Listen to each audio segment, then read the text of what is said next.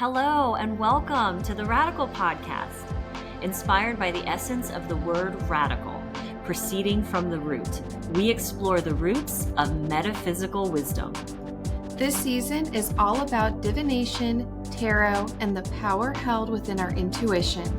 This is The Radical with Nicole and Christina, the two metaphysical girls in the material world. Hello, this is Christina presenting to you the Radical Podcast. And I'm Nicole. Our topic today is the tarot card, the Sun. We are in Leo season still. As we're recording this, it is a very rainy, overcast day for me. But as I said to Nicole before we hit record, the sun is always out, even when we don't see it. I have all 4 of my sun cards out for this episode. It's rainy here too, which is actually a nice change from the super intense sun that we've been having this summer. So I'm enjoying it. So we need the sun card today because we don't have the sun's actual warmth and illumination on us. So we're going to talk about the sun's qualities, properties, and attributes, history, and symbology in segment 1. We've got a pretty good size list. Since this is the second, our Major Arcana card we're doing, and I had a pretty good outline of what I was going to cover, but I already have another attribute that I found that I have now included in the list. And I'll point it out to you when I get there, Nicole. Okay. By the end of the season, I'm going to have like 15 additional attributes that I want to go through with the cards. Every Major Arcana card is going to be another one and another one and another one. And then for segment 2, Nicole is going deeper, and we're going into personal experiences, and my favorite is the card comparison. Yeah, the card comparison has been really helpful to me in looking at the foundation in the Rider-Waite-Smith deck and seeing what the artists carry forward into other representations to convey the same energy. Yeah. And because I am not in a place where I'm going to have 10 to 15 tarot decks. I might one day, but today I only have 4. But I get to see mine and the ones that you have. So I'm getting like double exposure to illustrators' interpretation and and authors' interpretations. And it just so happened that we have different tarot decks. We do have the same spirit animal deck, though. Yes. Yes. We have one deck in common, and then all the other ones are different. And the archetypes deck. I recently purchased that one. Okay, I'm going to get focused, and we're going to start talking about qualities, properties, and attributes. The card name is the Sun. I didn't come across any other names besides the Sun in different languages. The card number is 19. In the Roman numeral system, that is XIX, because X is 10, and then IX is 10 minus 1. The element is fire. This is the new quality. Does this card represent yes or no? I did see this in your notes, and I came across this in my reading too. It was saying that the Sun card is, I don't remember how it was phrased, but like a definitive yes. Mm-hmm. Like the yesiest yes you could have. Yes. And then I started to wonder if this has anything to do with polarity. It, in my opinion, and I just kind of dug into this very recently, there are significantly more yes cards than there are no cards. So it's not an equal division. Not that that would necessarily mean it has to do with polarity, but the zodiac signs are equally negative and positive. 6, do you know what I mean? You know, like 6 positive, 6 negative, or 6 yin, 6 yang. So I think that the arcana, yes or no, is based on the qualities of the card. There's only a few no's and a few maybes. There's actually a lot more yeses. So if you're using your tarot deck in this form of divination, where you ask a question, then you pull a card and you get an answer. Yes, no, or maybe. Oh, and after all of that, the sun is a yes. Oh, I think you said that. The sun is a yes.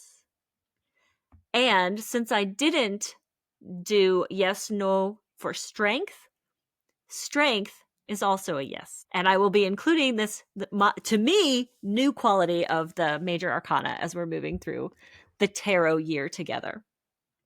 I'll have to get out a Sharpie and add it to my... You can use the emoji thumbs up or thumbs down. You could do a plus or a negative, and you could also do a Y or an N. I don't have a lot of practice with yes or no divination. Usually when I'm drawing cards or anything like that, I'm not asking solid questions like that, I guess. But I like it. I'm very happy to associate this quality with the cards. I would have thought if I was going to do a yes no, I would have used my pendulum, right? Or a quarter. But you don't get a maybe with a quarter. I like the maybe aspect of it means gather more information before making this decision. Okay, zodiac sign is Leo. Leo is confidence, creativity, and generosity. The planet is the sun, tied to Leo. And the sun, identity, ego, and your personal life force. The house is the 5th house because that goes with our Leo sign. For the correspondences, the Hebrew letter is Resh, R-E-S-H, and that means a person's head facing forward. So their face facing you, so you can see them. And that generally means a leader, a person in charge, that which comes first. And for the Golden Dawn, they were using the definition of success for this context. There is much more information and interpretations for other studies, other fields of research on the Hebrew alphabet. I've just begun to scratch the surface as we're putting this as one of the correspondences with the tarot cards, and the Hebrew alphabet and the history of the alphabets from that region of the world all coming up together is so multifaceted and amazing. And I can totally understand the desire to find the roots and the interconnectedness of the first alphabets and their metaphysical and spiritual meanings. And then I realized I understood, or I'm beginning to understand, what the Kabbalah and the Kabbalistic studies are digging into. And by the time we get to that podcast, I hope to have a much better, clear understanding of that. But I am just scratching the surface. I feel like it's going to be another one of my next pursuits, next field of study. That podcast is the 2nd week in October. All right. We'll be going down the rabbit hole together with that one. The Tree of Life, which goes hand in hand with the the Hebrew alphabet, is that it's on the 20th pathway between the spheres of Yesod, symbolizing the moon and the unconscious mind, and the sphere of Had, the rational mind, which the pathway between the two is an integration of these two concepts, which suggests happiness and growth, which echoes the attributes of the card. For the chakra, one of my favorite books here has the solar plexus listed as the chakra associated with this card. And I appreciate that author's point of view. My point of view is the heart chakra, anahata. To me, that, and we'll talk about the symbolism of the card, but to me, this pure, whole return to childlike love, and wholeness and purity, and the child is open-faced and smiled and wide-armed, that's heart chakra to me. That warmth from the sun and this anything is possible thought. What do you think, Nicole? Do you have a chakra? Or not, do you have a chakra?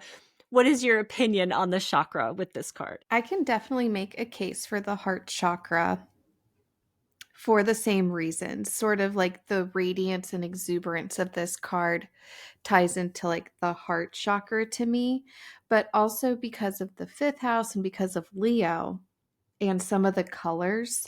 I'm not super literal where like yellow is solar plexus all the time, but those warm colors to me are the first, second, and third chakras kind of together. And there's a lot of red, orange, and yellow on this card. So it points me to those three chakras. And with it being Leo in the fifth house, I focus more on like the sacral chakra with this card. That's sort of the energy I feel. And because the card really talks about this return or this realization that we have of being whole, and that's why to me what the child represents, I feel like, do you think there's some root chakra in this? Like, what chakra do you feel like is most associated with your truest nature, not your like ascended crown wisdom? I have integrated all of my life experiences and everything I learned, but no, what is at the core of our humanness? Is that the root chakra? I think it can be. I think of the root being our foundation, our sense of safety, our sense of like belonging and being able to stand on our own 2 feet. And then the sacral chakra starts forming when we're like school aged and we're beginning to interact with more people like outside of our family. It's interesting to think about. Anyway, so chakras, clearly open for interpretation. Listeners, learn about the card and just kind of feel what you feel about the card and email us and tell us what you think. These are just a few thoughts that we have. The main symbols on this card, and we started talking about these already: child for innocence, representing the very best of us at our truest born nature, but also child, innocence, purity, and no illusion. All illusion is stripped away. The horse, movement, action, support, and strength, but also, have you seen this? The horse can represent our physical body. So it's essentially our soul and our body together. Okay. Sunflowers. Are you ready for some information on sunflowers? Mm-hmm. Now, the sunflower was first seen in the tarot deck with the Rider-Waite-Smith deck. And the sunflower classically represents the sun, historically has represented sun deities, particularly in Native American cultures. And there's an amazing Wikipedia page on sunflowers. Take a look at. But the sunflower is native to America. I feel like I knew that, but I kind of like needed to like to find a definitive answer on that. But it was sunflower native to America. Records show cultivation as early as 2600 BCE in Mexico and 2300 BCE in Tennessee. So it was particularly in North America, but also in South America. But they found multiple other sites of cultivation of sunflowers in North America. It wasn't until the Spanish, not getting into this part of history, the Spanish took sunflower seeds to Europe in the 1500s. And then sunflowers began to get popular and were grown in Europe and beyond. Have you heard of heliotropism? Or do you know any facts about sunflowers? I don't think so. There's a famous Greek myth about a character who was turned into a sunflower who would watch the sun go across the sky. And there's this thought that the sunflower will follow the sun throughout the day. Have you ever heard that? Mm-hmm. Well, it's not true. After all that explanation, heliotropism is plants following the sun. It's true in a young sunflower. If you have plants at home or if you're a gardener, you will see plants will reach for the light. Plants will reach for the sun. It's true for sunflowers at a young stage, but it's once they become mature, the face of the sunflower will always face east towards the dawn. The young flowers will follow the sun, they follow the light, but they reset at night and face the east in the morning. It's part of their circadian rhythm. Even on a rainy day like today, they would follow this rhythm and then reset at night and face the east. And this movement in the sunflowers is kind of tied into the movement of the sun card, where it represents we are always following the light. We're always searching for illumination. And then another amazing fact about sunflowers. Generally, the florets of it's the golden angle, 137.5 degrees. Have you heard about this? I just listened to a podcast on this, how almost there's the golden ratio, the golden angle in nature that makes plants have the most success at having sunlight and the most success at like the reason why the sunflowers have this is so that they can have the most number of seed kernels in the flower. So those interconnecting spirals where the numbers of the left spirals and the numbers of the right spirals, they're also successive Fibonacci numbers. So if you get the chance to take a close look at a sunflower or look at a picture of it, you'll see the spirals. They're beautiful, beautiful, beautiful. And they're mathematical perfection. So you can see the sunflower having a lot of importance symbolically when we're talking about sun, deities, beauty, growth, perfection, sunlight, a lot of positive imagery with sunflowers. So those are my sunflower information. The feather, you see the little baby has a feather? Mm-hmm. And that is the echo from the pure potential from the Fool. And the red feather symbolizes our life force. There's 3 feathers: the sun, the Fool, and death. In death, the feather coming out of the helmet is crumpled and lying flat. In the sun, it's coming out the top of the baby's head. And then in the Fool, it's tucked in the hat. So it's life force. If you are on a walk and you find a red feather, it means your soul is trying to tell you something. Ooh. Talking about red, there's some red specifically in this card is for energy and vitality. I look at it as a little bit grounding and earthy, and that made me think of the root chakra. Then we had the whole conversation about the root chakra and that return, or that not return, but that remembrance of what it's like to love like a child loves, open and wholeheartedly. The main theme of this card is the self. It's represented in the sun. It's represented in the child. This card is about your self, your truth, your life force, your happiness, your success. The nakedness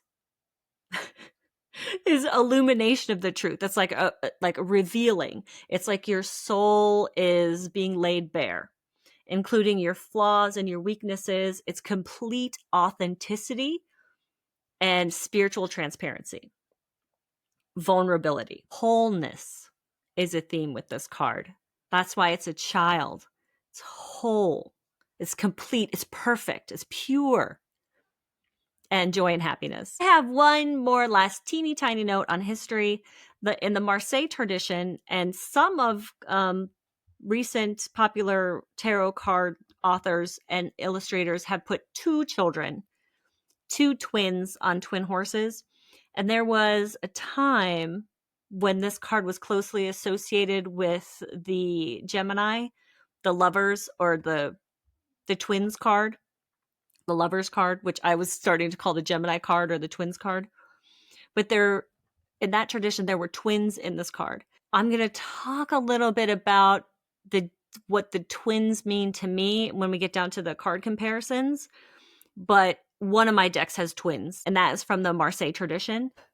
The numerology of 1 paired with 9. And with this pairing, we have a beginning with the 1 and an ending with the 9. I have a numerology book, and the author, Alana Fairchild, calls this the moment of solitude, when we venture to a new country and feel like the newbie, we haven't settled yet. Mm-hmm. And nothing's bad or wrong. You're just in a fresh environment. This numerology pairing also suggests responding with a wiser attitude. Because it's Leo, we pull in some of that self-mastery, that responding versus reacting. And doing so with maybe more of a spiritual perspective instead of reacting out of fear. And 19 can also mean using our sovereignty and personal power in these situations. So we're on a growth journey.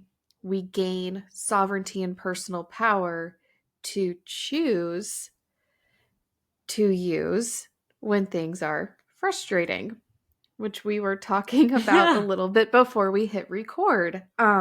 I am feeling frustrated by a particular situation right now, and I think my lesson, if I have to like assign meaning to what's happening to me, is realizing that I am sovereign in this situation, and I do have a choice to stay in this situation or get more information, try to hear the other person out, and reconcile and just move forward. So 19. Mm-hmm. And astrologically speaking, the sun corresponds to Leo.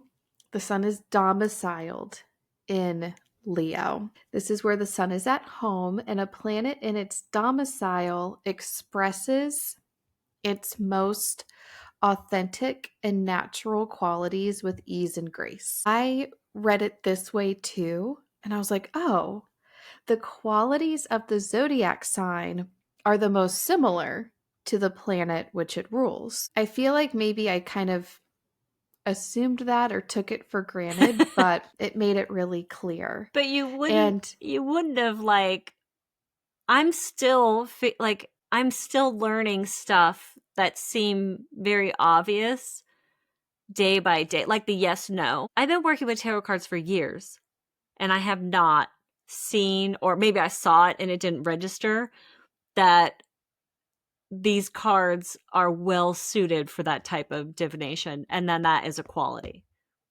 of these cards. And as soon as I saw it, I'm like, oh, of course. So it's not always exactly obvious. And I think with essential dignities, I'm still learning the nuances between really like domicile and exaltation and detriment and fall.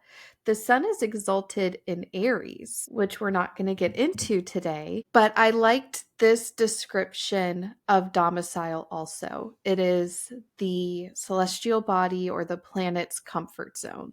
Comfort zone.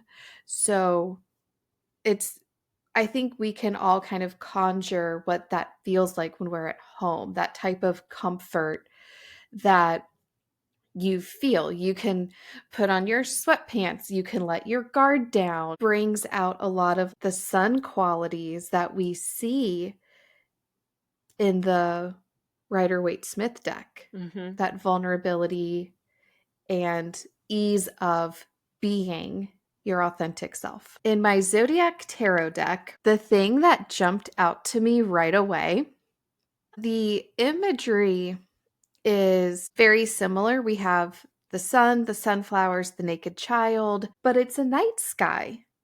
And also there's a rainbow on that card. Yes. So the night sky and the rainbow. So the rainbow I looked up can signify promise, Oh. kind of like some hope. I haven't fully decided what the night sky is trying to convey in this card, but it is very striking to me. I love that card. Is so cute. It is very cute. In my Medicine Woman Tarot, this has been renamed to Rebirth. Okay. And it's a picture of parents with their new baby, sort of like out in nature, basking in the sunlight. The baby is laying on what looks like a little blanket in the grass, and the parents are looking at their new baby. And the presence of all these figures made me think of the circle of life, the numerology of 1 and 9, and making that full circle. And there's also 2 white animals. So we get that sense of innocence and purity. One is a lamb, and one I think is a squirrel. In my Antique Anatomy Tarot, this one is really, I think they're really easy to glance at. But if you really look at these cards, she has packed a lot of meaning into them. So it's a skull, and there's like a ring of something around its head. Not like a halo, but like if you take the halo and flip it up, is like how that circle is going. And then there's yellow flowers sort of intertwined. So I looked at this ring a little bit closer, and it's hard to see in the picture on the notes page, but I honestly think these are a ring of hearts, like the organ heart, not like drawing a little heart shape, but to me they look like hearts. Oh. And when I was reading my Zodiac Tarot guidebook, so not the guidebook for this deck, but a different deck, she says the sun is the pulsing heart of our system.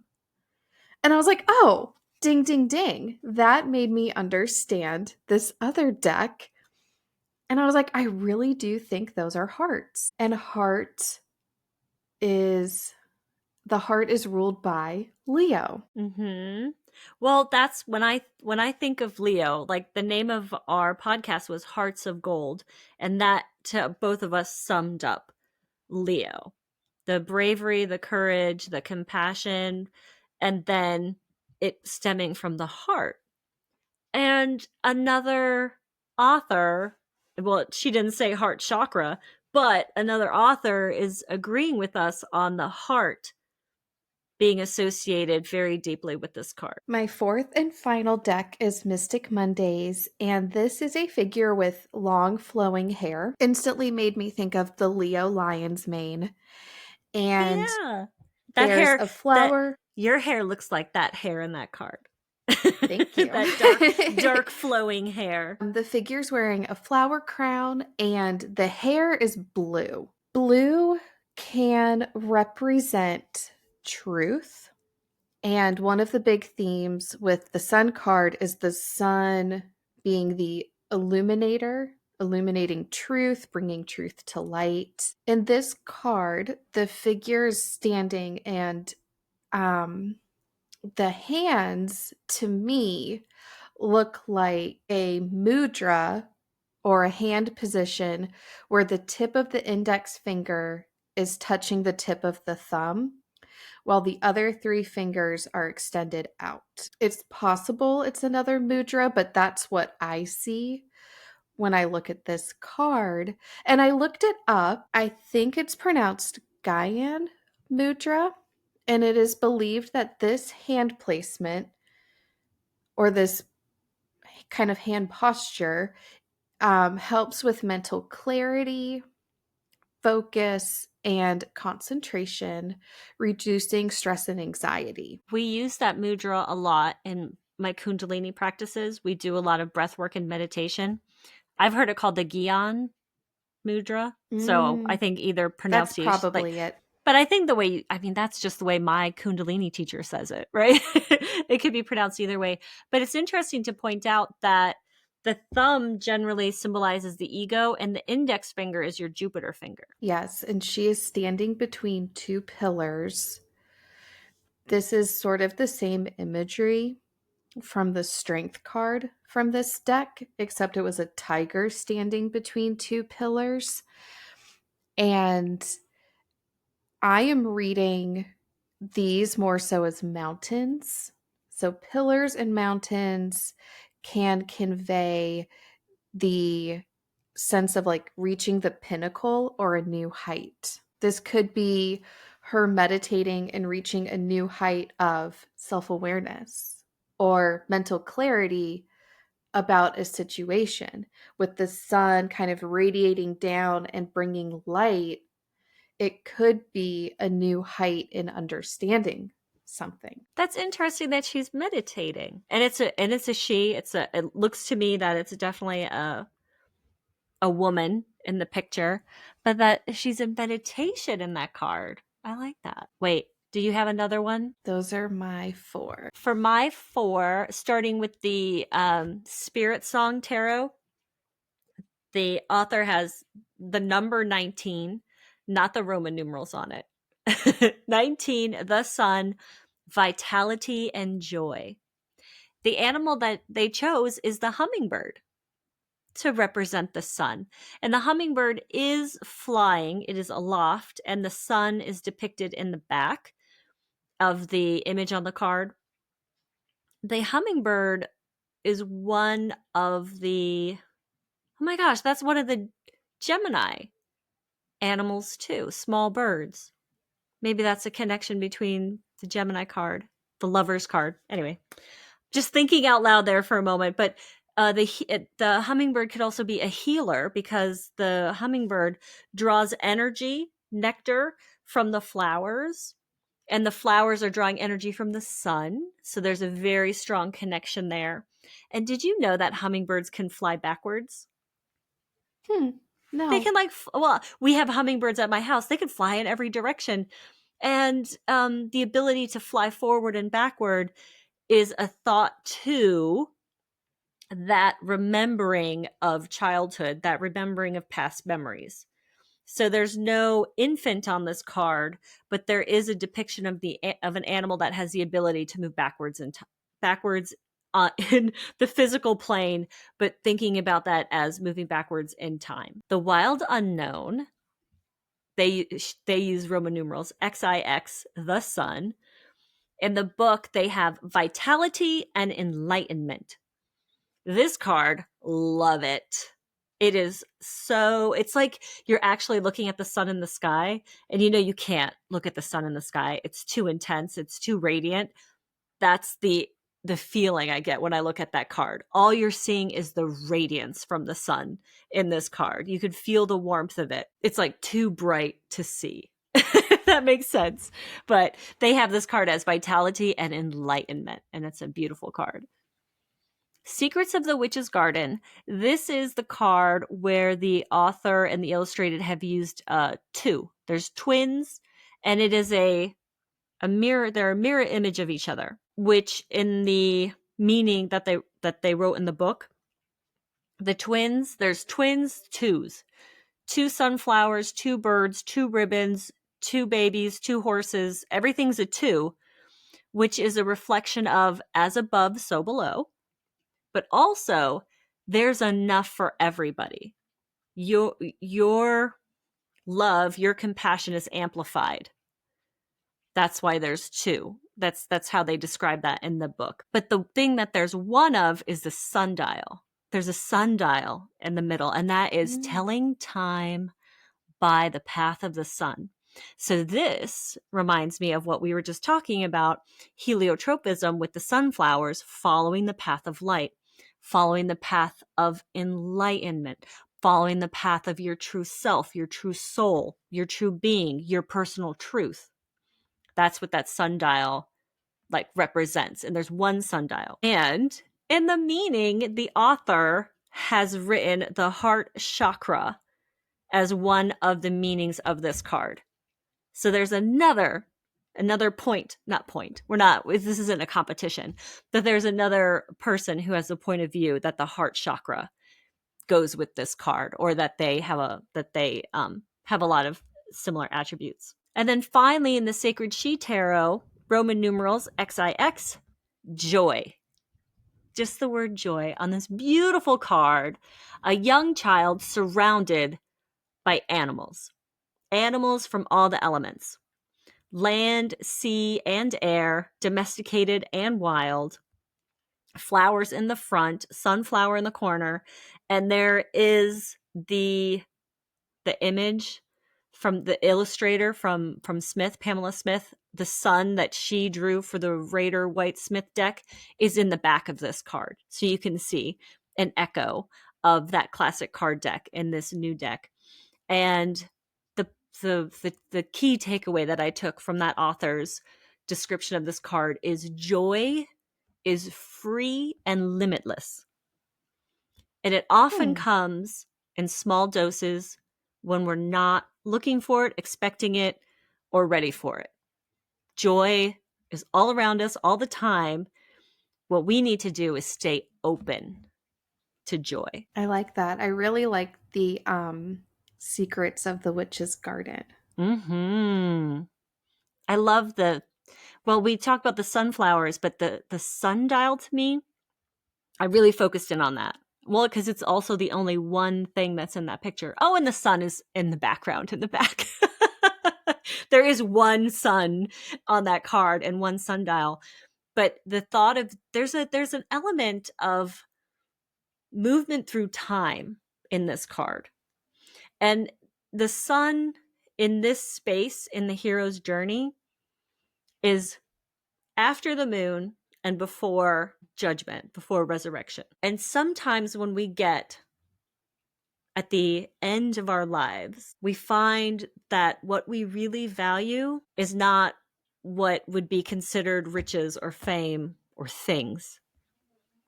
It's joy, happiness, love, reflection of love in others. And that it can be said that sometimes at the end of your life, you return to a point where you look at everything in childlike wonder once again.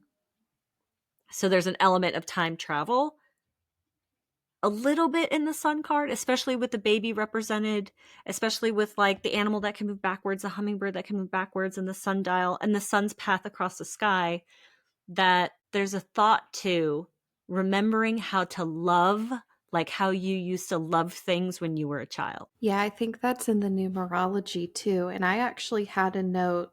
That was my very next note. So I have my notes sort of on themes now. And this card, this is what I wrote down word for word. This card follows the moon in the Major Arcana hero's journey. So in the sun, we have the illumination and the clarity.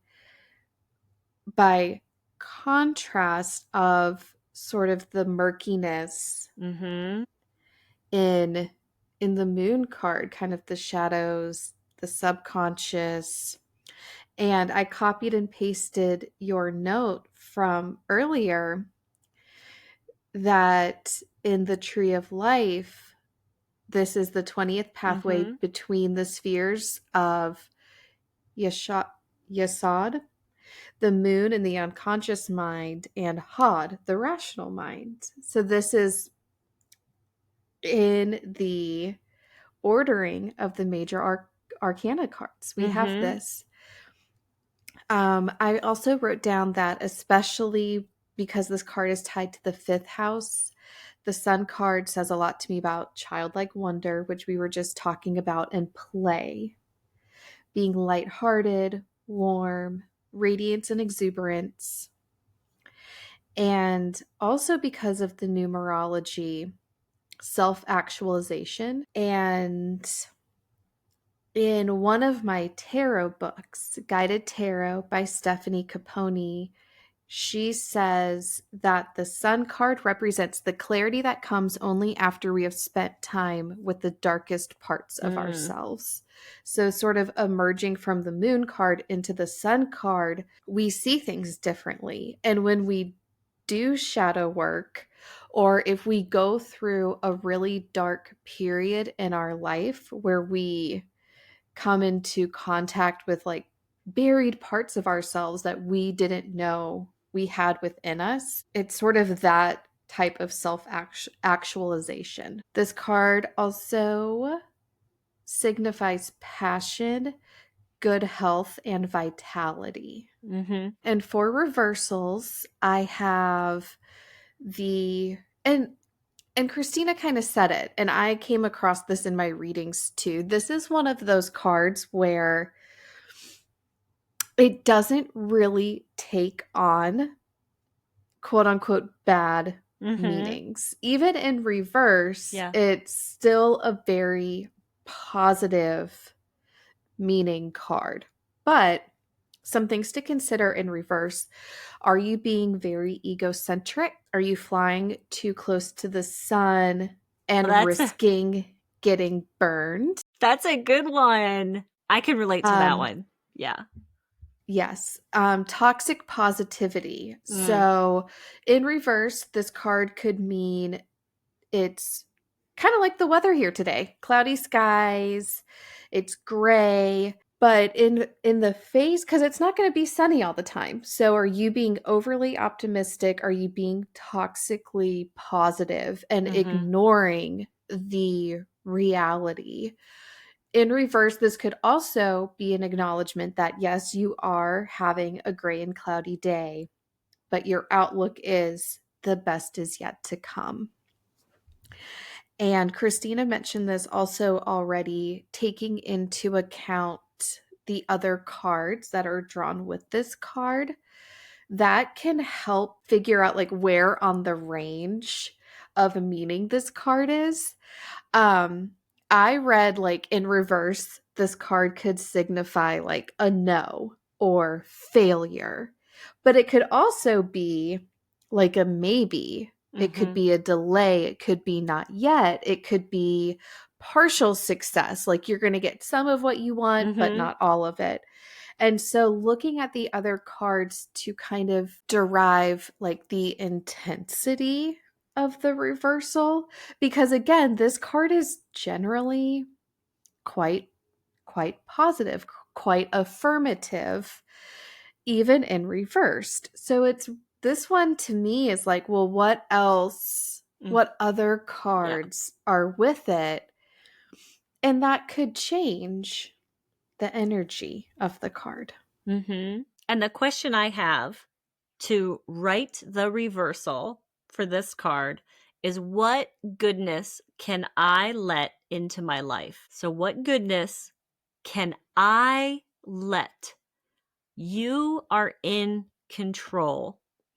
You read this card in your reading after whatever question or situation you pose to it, and know that you're in control of bringing that goodness, that joy, that happiness, that return to childlike wonder, just return to playfulness. What can you let into your life to turn that Sun card around? And in the strength episode, Christina asked me, which card do I think is more Leo?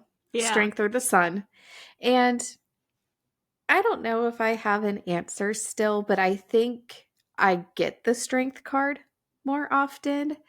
And I think this is not really something we've mentioned super directly, but this is like the most yang card out of like all the yang cards because it is the sun. I tend to need yin influences to balance out my yang. I'm very much a fire element. There's a lot of that in my birth chart. And I think just elementally, there's a lot of fire in my personality and like my way of being. So I don't think I get the sun card very often because I don't think that's what I require to balance my elementals or what I need to bring to a situation. I usually don't need to bring more like heat and fire to a situation. Usually I need to be pulling back on the fire and the intensity. I also relate more to the themes of the strength card. That could be just sort of maybe the season of life I'm in, but I am relating more so to the ideas of sovereignty, self-mastery, the connection to the divine through our crown chakra. So that's sort of where I'm at personally. But I do think the sun card can teach me about being more lighthearted and to not take things so seriously. Because because I like care a lot, it's like everything's important. And I take everything seriously for that reason. So I think the sun can teach me about being a little more whimsical, exuberant, carefree, lighthearted. You need that hummingbird energy versus the lion energy, maybe. Maybe. I was born at the summer solstice when the sun is at its strongest, right? Or the longest day. So I have my personal connection to the sun. And I feel like my connection with the sun is my connection with my soul, my otherworldly, larger than life, multi-dimensional soul, like soul with a capital S. When I get this card, I smile. I remember I was born here and now for a reason. When I see this card, I feel like I need to try returning to loving the world and all my experiences like a child again. And knowing that I'm here for a reason, I was meant to be here, and I am a child of pure potential. That's probably why I talk about the childhood, going back in time. Like when I talk about this card, you see, listeners, I see this card very different than Nicole sees this card because I've had a different life experience and she's had a different life experiences. So even when we're doing the card comparison, even when we're doing the history and everything else, this card means something different to both of us and to you and to everyone. And it still fits within the meaning, themes, and symbology of the card. That is the beauty of tarot. And I think the last thing I want to say about the sun is that many spiritual teachers that I listen to say the sun has the power to transmit things like light codes, DNA upgrades, new programming. So this could be like spiritual ascension that we can receive downloads. There's information in the sunlight. That's from the Sun podcast that we did when you were talking about light codes. Yes. And so this kind of when Christina was sharing about a return to childhood, a return to pure love, the sun can remind me of that too. Taking away our barriers to our pure potential. And I feel like that's what sunbeams are, just this pure spiritual energy. Mm-hmm. It feels really nice that the sun is always cradling us in its Mm-hmm. rays. And this spiritual love is around us all the time, even on a gray, Mm-hmm. cloudy day. Yeah. The life-giving sun. We wouldn't be here without it. Are you ready for the universe to tell us a little more? Message from the universe. I have my new deck, the Solitary Witch. Nicole gave me this deck.